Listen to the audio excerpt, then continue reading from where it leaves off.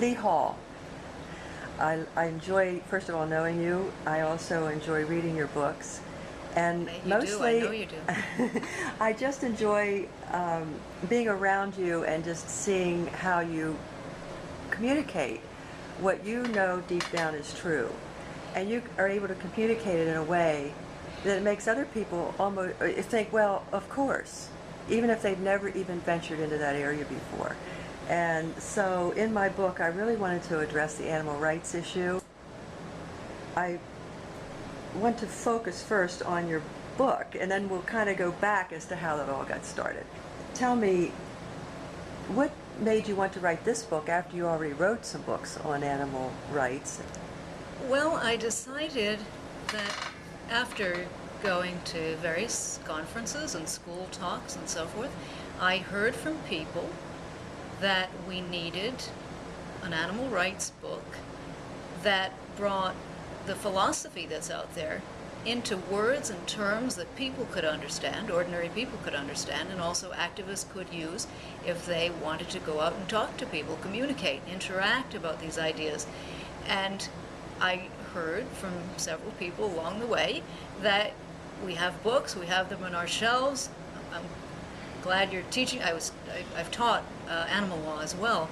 And so I was satisfied with what was out there, but then I started hearing from students and people generally that we needed to bring the books off the bookshelf and into terms people could understand.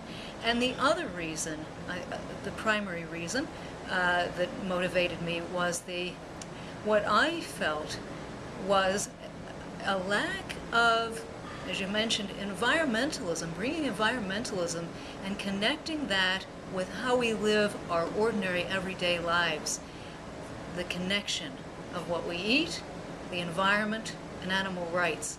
There isn't a lot out there on that, and this is the most pressing issue we could possibly address is this planet's future, our future on it, and the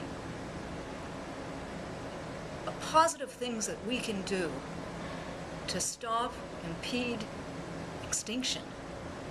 That, even more so than climate change, the extinction of animals around us.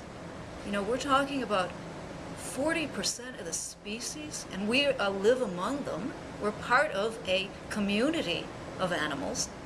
You know, 40% of the other communities are threatened with extinction right now.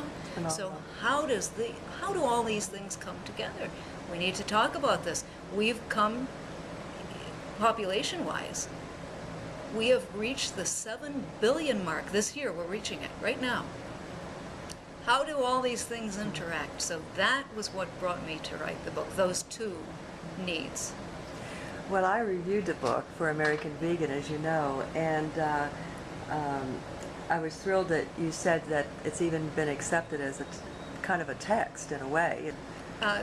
This past year, which is the first year the book has been out, it was accepted for an undergraduate course at Duke University, the philosophy department, and the name of the course is Animals and Ethics, taught by Dr. Chris Weller.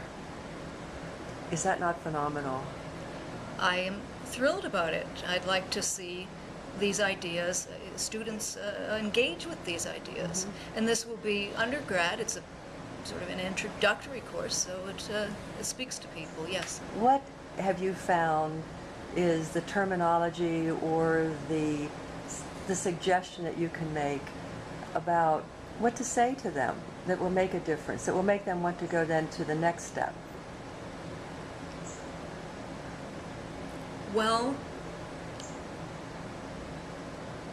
you know, I think there's a tendency for people to say, it's really easy. Don't worry. It's easy being vegan. I think that can be overwhelming because people tend to think, well, it might be easy for you. I'm a normal person who ate animal products, who used animals. We all have come from that background.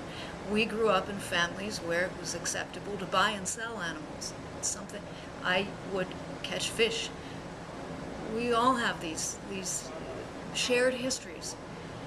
And the reality is, when we're talking about changing, we're dealing with a personal paradigm shift. This is a big, big deal. So I don't want to say it's easy. I'd like people to know that what they're thinking of is it's a paradigm shift on a personal level. What I mean by paradigm shift is you are changing something fundamental within yourself, the way you were brought up and the way generations of people before you were brought up. You are taking the biggest step possibly in my mind, you're taking the biggest step to change your life that you'll ever think about in all your days. And while you're doing it, you're becoming part of another shift.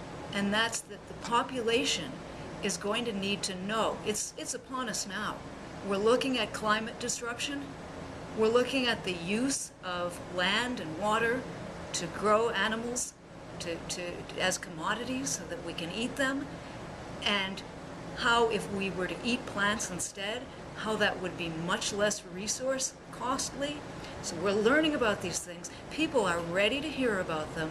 And there's no doubt in my mind, if we are going to survive on this planet as we know it, we are going to be embracing a major shift. And you, the potential vegan, the person who's interested in veganism, you are going to be a leader. It's simple. It's simple to stop dominating other animals, but it isn't easy. And I think to know what you are asking to take on in your life, understanding what a big deal this is that you are onto, is really important. It's not a trend, it's not a fashion, it's not a fad, although it may be connected with fashion trends. Right now it's popular. The word vegan is out there. You know, it was just invented in 1944. So we're not even talking 70 years ago. And who would have thought about 25 people could make such a difference in our world within such a short time? When you think about it, this is quite amazing. So you know the word vegan. You, as a person who's a potential vegan, are using it. You know it. You may embrace it. Well, that's rather impressive in itself. That's the first step, to think about it, to ask the questions, to read what you can, to read the history of the movement, as well as how to make your lunch. What I enjoyed about On Your Own Terms as well was that I really felt that I was coming from the animal's point of view in a way that, even though I felt that I had before, you just bring that part back around in such a great way. Could you address how you look at animals so that you're capturing their feelings, their emotions, their rights? Well, we tend to want to say we know about animals, we understand other animals, we know what they may be feeling, we discuss them. I like to communicate the idea that they have their own ways of knowing the world. We might not always know what they're thinking. They're their own communities. We interact with them, you know, we're part of the earth with other animals, but they have other animals to see and places to go and things to do, and we justify being in charge of them without even thinking about it. Then we talk about what they might think, or how smart they might be, or what they mean to us. But what we don't do a lot of is appreciating that they have their own lives, that they have their own families, their own communities. And sometimes the best thing, I think most of the time, the best thing we could possibly do to respect them is to simply let them be, let them flourish, respect their land, respect their water, stand up for wild lands that are around us in our community. And the commitment to eat a plant-based diet, to stop eating animal products, what I call, and what early vegans called, conscientious objection. To eating other animals, to using other animals. That becomes a way that you can respect the environment around you because you're not using so much of it. With animal farms, they use a great deal of water, an amazing amount of water, staggering when you find out how Yeah, much. to make one steak hit the table, what are the statistics on that? I mean, it's huge. It's huge. You know, first you have how many gallons, many gallons a day you would need to give a pig or a cow, but you also have the slaughtering is what we all know in the back of our heads happens at the end of their lives.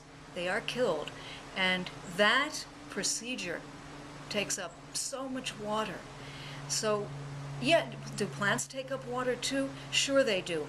But many plants are grown so that animals can eat them, so they can grow to the point where we can kill them. So we're using land, we're using crops, we're watering the crops, and we're clearing out rainforests in the Amazon and South America. Now this applies to us because if we're eating animal products, we are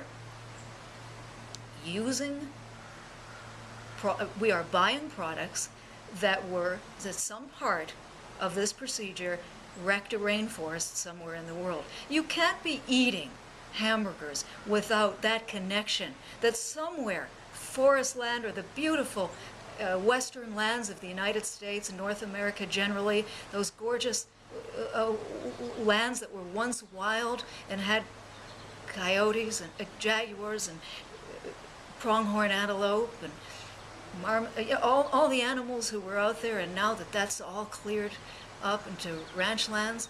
In the Amazon south of us, there's only about a quarter of the land left of the Amazon rainforest, because we are taking up these resources to use the space and to grow the soybeans and other crops that animals eat. So we, by eating lunch, are voting and are committing either to deforesting, taking forest land away from other animals.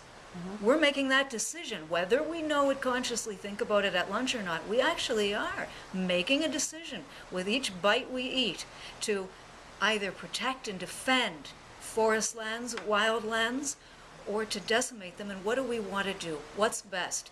So we're talking about two kinds of animals here. We're talking about not bringing animals into a situation where they belong to us to do as we please, including kill them.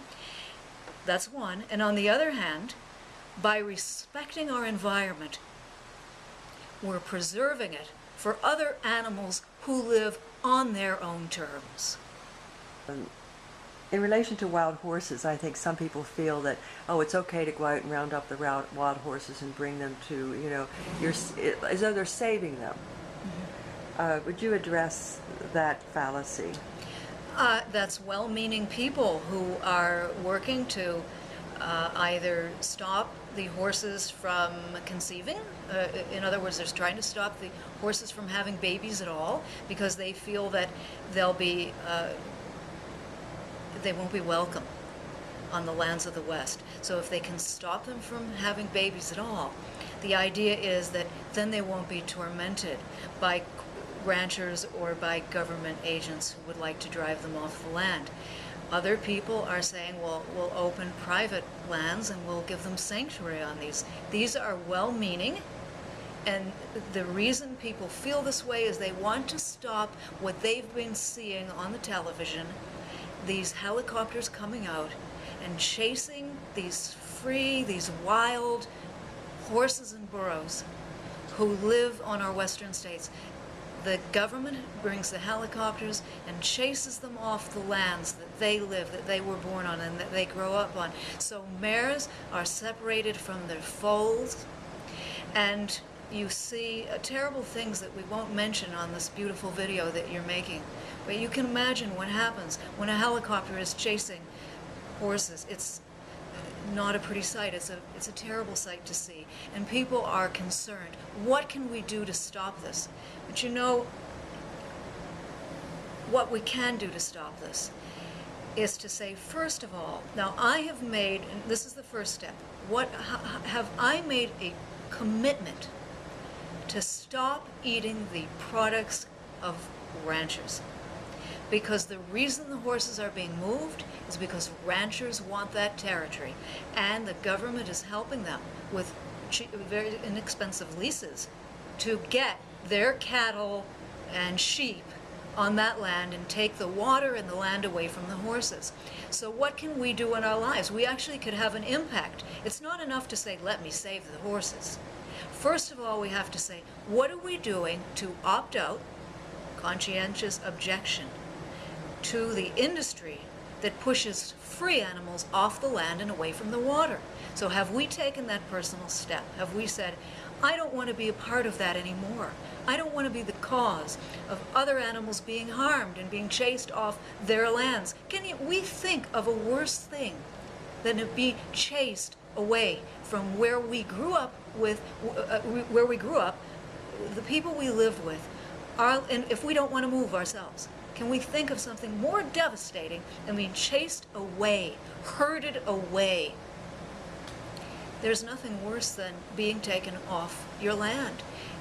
Yes, killing is a terrible thing, but displacement is horribly sad. But so many feel as though they don't think the way we do, they don't feel the way they do. These things don't mean to them what it would mean to us. As frequently the comeback, Well, in some senses, where we are now, we're speaking in an area where human beings are quite affluent. That's where we're speaking now. And when we think of, so we do well. We are able to buy ourselves cookbooks, for example, and come to conferences. And there are people in the world who don't have that luxury. Many people are just trying to get by in this world. Now, other animals, other than humans, those are their very homes. So in a sense, it's worse for them, because we could find, if we were moved, if we were evicted, most of us would be able to, not all of us, there are people we need to help too, as well as caring about animals, we need to care about human beings.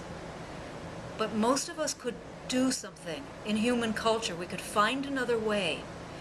Once you take the land away from a horse or another free-living animal, it's curtains usually for them. Sometimes people say, well, let's move the animals from one place to another, and many of them don't survive the move. You mean emotionally? Or they have different foods that they're trying to eat where they were moved. They do this with deer sometimes. They say, well, people are killing deer in a certain area because they think that they're inconvenient. Maybe they're eating people's flowers, or maybe they're running over the road or something. So somebody comes up with an idea that we're going to do deer control in this area, and we're going to kill deer. And sometimes an advocate will say, well, let's move the deer. Wouldn't that be the humane way to do it? Let's take the deer from this area and move them to another area where there aren't these roads, or there aren't these people with their gardens, and people won't mind if they live over there. So what happens is, when you move animals from one place to the other, their sensitive digestive tracts aren't adjusted to the new area. And of course, as you said, they don't have the same interactions. They're disoriented. So they have to figure out basic issues of survival when they move, and many of them will not make it. A great many of them will not survive. So our question is, how do we let them live where they grew up? The lands that they know, the foods that they know, that's the nature, that's their surroundings, and that's what's most helpful for them. So think, one is, how are we making a personal commitment? And two is, wait a minute, when those lands are the government lands, if these are happening in public parks, if these are happening in federal parks, as is the case with the horses, they're taking federal lands and giving it to ranchers, you see. When these things happen, when we know there's a government to confront, we should be confronting. Rather than saying, where can we move these animals? Why aren't we saying, these are this is the homelands of these animals. What can we do to defend it? And that's when the activism comes in. That's when we meet each other, when we coordinate events, where we go out and we talk to the public about how we should save these lands, protect these lands for the animals, when we start writing our letters to the editors, when we make this a public issue, and when we comment to our government. We can do that in this country. Mm-hmm. We have ways to petition the government. We need to, the more of us that do it, to become active, that use the rights that we have, go in and become active for other animals. It's very important. I know that you enjoy food. You choose your food well. You have assisted in this cookbook with Priscilla Farrell and from Friends of Animals. So I would just like to know what your favorite recipe might be in that book. Well, you've putting really, you on the spot. You have really put me on the spot with that one because I love that book, Dining with Friends. Yes, I co-authored it, but I use it. It's one book that I open time and time again. I guess something very simple. Maybe I'd like to point out the baba ganoush. You take the eggplant. Some places it's known as an aubergine, and you're making a classic Middle Eastern vegetarian pate. And it's so simple. We put the eggplant into the oven and we just cook it for about 50-55 minutes. Then we remove it from the oven. At what temperature? Well, if you're using Fahrenheit, it's going to be about 400. And ovens will vary, so what you're looking for is when you put a little slice in the eggplant. You put a little slit with a knife in the eggplant. You put it on the rack, and what's going to happen when it's ready is a little bit of juice is going to flow out of the bottom of it. So you might have a pan on the bottom shelf of your oven, right? Mm-hmm. That's when you know it's soft inside. Then you pull it out. Oh, you mean you're not putting it on a tray in the oven, you're putting it right on the rack? You put it right on the rack, and you can put a tray underneath to collect the juice. And when it's ready, there's going to be a little bit of seepage, a little bubbly juice coming out the bottom of that eggplant. Let it cool on the rack. Then take it out and pull that top off, that little top that comes on the eggplant naturally with that stem bit. You pull that off then, and you'll see how the skin just falls right away. You've got this soft inside, and then you put this into your bowl, and then you mix it with tahini, which is simply a butter made out of sesame seeds, a little bit of olive oil, a juice of a nice plump lemon, garlic mashed into that, maybe a little bit of salt, a little bit of sea salt, just a sprinkling. And then you've got this dish which you're going to surround with fresh, you can do watercress, you can do any kind of fresh greens, any kind of fresh vegetables you like to put and make. So you make, because this is a rather plain color when it comes out, baba ganoush, but you drizzle a little bit of olive oil on top and get it sparkly, and then you put your nice fresh greens around it, and then you serve it with a flatbread, or you can use a nice black bread, few simple ingredients. Nice black bread, and you can make a watercress sandwich with that black bread. That is such a simple thing. It is simple. I could be writing when it's cooking. Do you, when you put it into the bowl, you don't use a blender or a food processor or anything? You could just do it by hand? Thank you. I just use a fork. That's all I need. Because then it gets a little chunky, I bet. It is. It's got a nice uneven texture, which is very good.